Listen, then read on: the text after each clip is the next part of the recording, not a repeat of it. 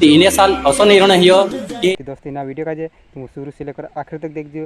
रक्षा कसो करनो छे और जो अपना आदिवासी पर अत्याचार रही है। हेलो दोस्तों, जय जोहार ने जय आदिवासी। विश्व आदिवासी दिवस आई रही दोस्तों। धोलकोट मनाव से भगवानपुर नहीं मनावे और कत्यार आई रही 9 तारीख आई रही तो 9 तारीख नहीं मनावे। तो दोस्तों ना वीडियो का जे तुम शुरू से लेकर आखिर तक देखजो ने समझ लेवो ने ध्यान से देखजो।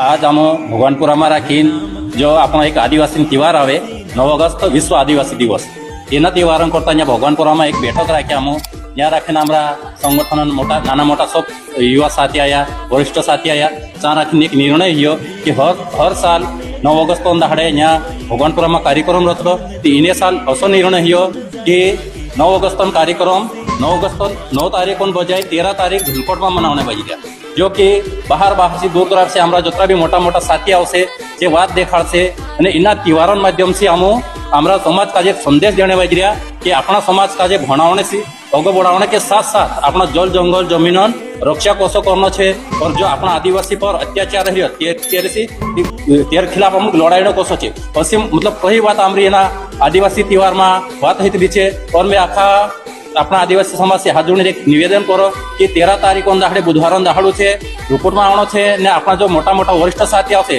केंद्रीय बात समझनो है। मैं तुलीराम चौंगोड़ भगवानपुरा से।